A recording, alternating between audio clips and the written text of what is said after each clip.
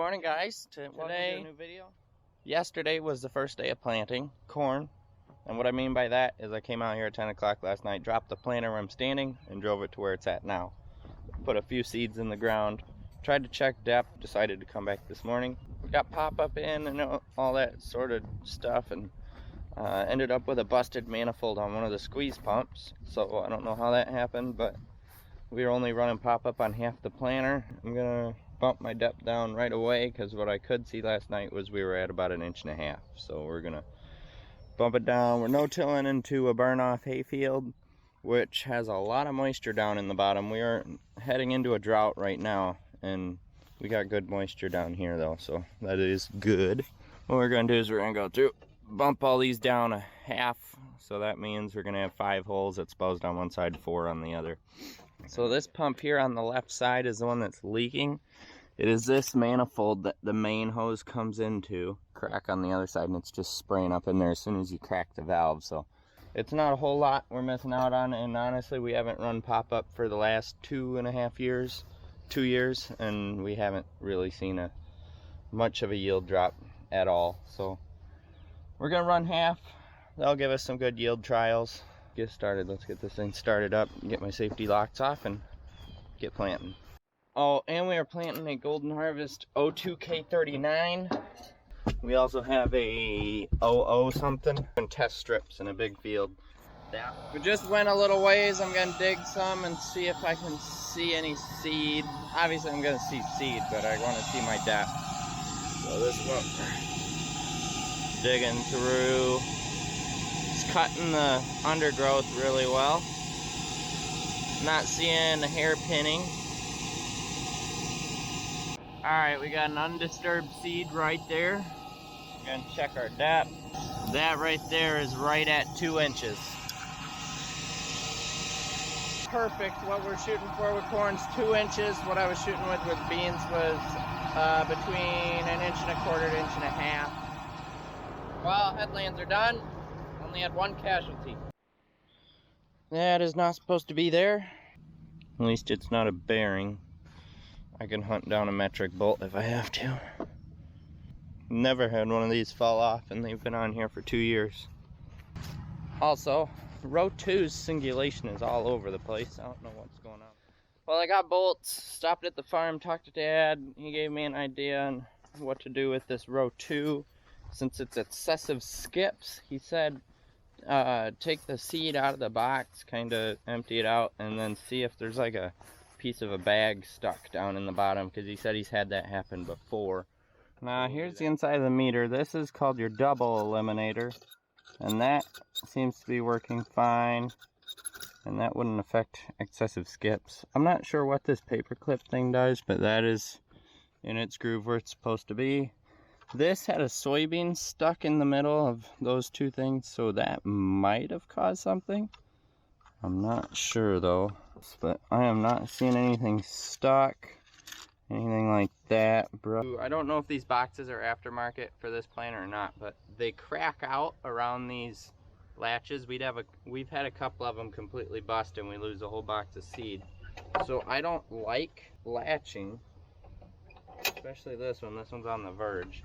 So all these boxes are unlatched, and I don't know if bouncing around affects that. It probably does, but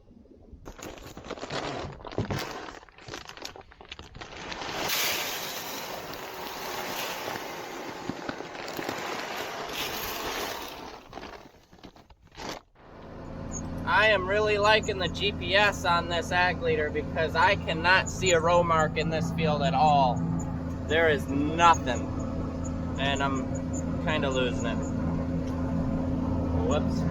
But row 2 singulation, it's perfect now.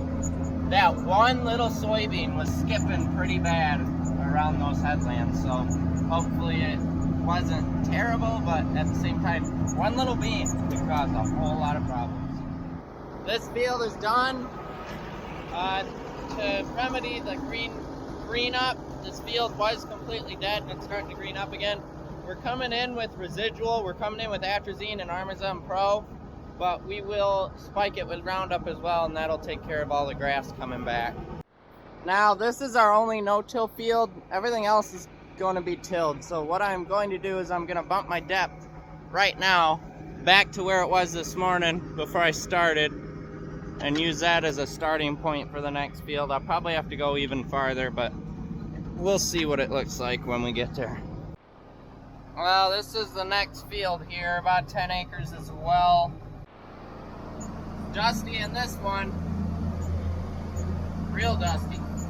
I don't know what it is, going from a no-till to a tilled field, my population has completely changed.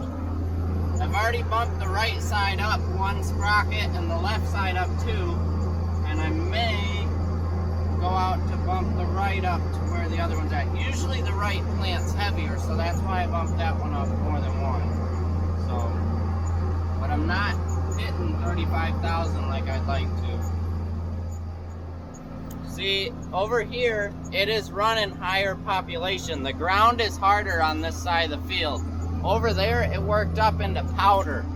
The soil's just powder. The tractor itself is sinking like 2 inches, 3 inches going over it. So I think it's just as much your soil type. The tires back there are probably spinning just a little bit different, and it causes drastic changes in your population. I like to think of it as if you just buy a seed sense system, what you're basically doing is you're selling yourself on all the other systems.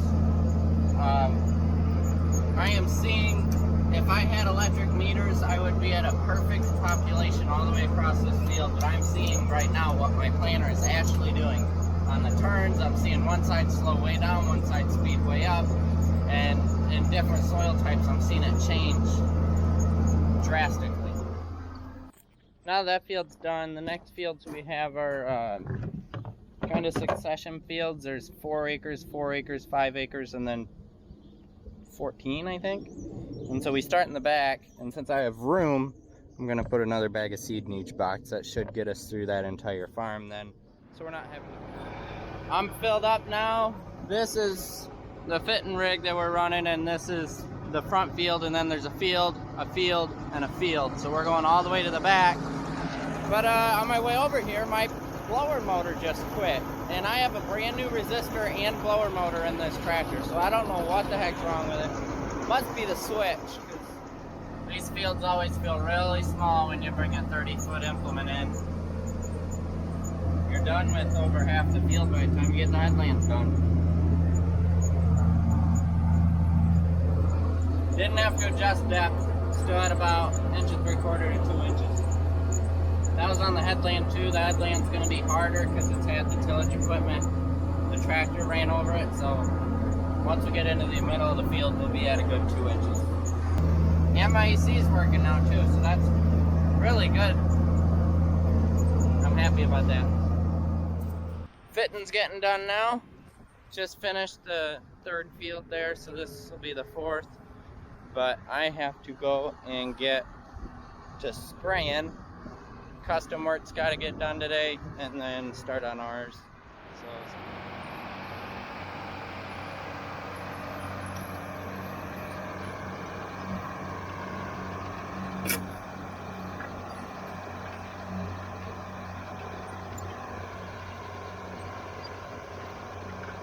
a little bit drier than when we started fitting back in April, huh? There was no dust then. Good morning, guys. It's 7:45. It's supposed to rain at 3 or 4, so we're gonna try and hit it hard and get as close to finishing corn today as we can. Probably won't finish, but we'll try. We're gonna start by getting the planter greased up. The tractor uses consistently about 1 gallon to 1.5 gallons of hydraulic oil every day. The SCV that the vacuum runs off of, since you run it in constant flow, it leaks pretty bad, so that's where all that oil goes. And then depending on the day, I don't know what it is that causes it, but it uses, sometimes it doesn't use any, and then other times you'll be 1 quart or 2 low on engine oil too. So brought some of that just in case. So we'll get everything maintenanced and ready to go.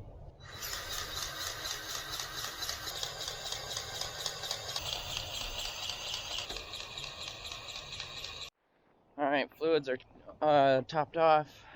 Everything's greased. Gonna get this thing started up, get our locks undone, and then go ahead and start on this field. I think it's 12 acres, so it'll take us about an hour, maybe a little more once we get the end rows off. And then chances are we will have to wait. The last field is 65 acres, and there was about a little more than a third of it fit when I went home last night, so it'll take a little while.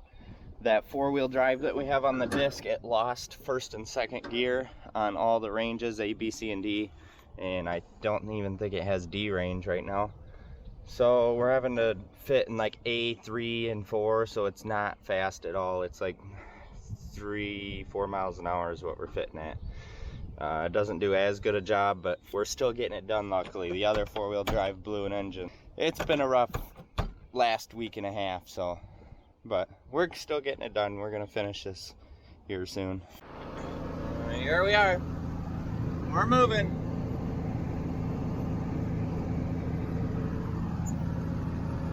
We got one wood pile we gotta go around over there. There was a thumb that stuck out in the field. When we had that excavator, I went over there and plucked all the trees up. Then we finished cleaning it up this spring. And the wood's too green and we don't want to move it. So we're just gonna farm around the pile this year and then burn it in the winter time. And then we'll spread the ashes out. And then we'll be able to farm the entire thing just back and forth next year. It'll be exciting. And even just farming around that pile will be a lot easier than farming around that dump. This field's done, 12.2 acres. Well, it's raining. Just a little bit though, it's still moving. In fact, I can still see a little bit of dust coming up back there. Our ground is so dry right now that it's gonna take a little bit, but it's gonna take a little while for the top layer to really get sticky. It's soaking up pretty fast. So we got 40 acres into this. I've already done the hybrid switch and done like that test strip. So we have about 20 acres left, maybe 25. And this fill should finish it, but in case it doesn't, I have 2 bags in my truck. But looking at the forecast, we probably won't make it that far. Well, I made the choice to make another round, and I'm about halfway back, and now it's really raining. And I am just crossing my fingers that I can get back without pushing too much mud with this planter. I got out before I decided to make this round. I didn't have anything sticking to my gauge wheels yet, but I can see it starting to stick to my front tires, so it is getting a little sticky. I am thinking this is going to be the last round. I'm at 50 acres, I got 15 acres left. That's it, and then we would be done with 2023 planting corn. Of course, still have organic, but it always feels good to get done with something. Alright, we're going to stop there. We're at 52 acres. I lifted up, I'm seeing mud falling off of my gauge wheels and stuff, so we are done for the day. We've got about 13 acres left. We'll come back and get this. I don't know, we'll see how much rain we get. We could be back here tomorrow, it could be Monday, we'll see. But one thing that is super awesome about this monitor, I wanted to mention it before I close out the video here. The Agfinity, it is a subscription base, but it is amazing. This little icon here, it shows whether I'm cloud connected or not. Right now I'm not. If I had a hotspot on my phone, I could connect it, and as I plant, all my data, all my mapping goes straight to the cloud. So when I'm done planting, I will pull up to the milk house, hook up to our Wi-Fi, and it'll shoot all the files up. I already did it for beans. I have all the bean maps in the cloud. I can access them on my phone anytime. Dad can access them on his phone anytime. Uncle Billy can access them if he needs to. Anybody that we want to have access to our maps has access just in an instant. That is incredible, and I really love that. By far my favorite feature about this Ag Leader. And the same deal when we get in the combine, all the files, they're already on this monitor, but if they weren't, if we had another monitor, they would all come down from the cloud into that, and we could have all the population and everything, all the hybrids in the combine monitor, and be tracking yield according to hybrid while we are on the move, then I don't have to put any extra work into it. But with that, I'm gonna get this planter folded up, head home. I hope you guys enjoyed this video. Please like, comment, and subscribe, and I'll see you next time.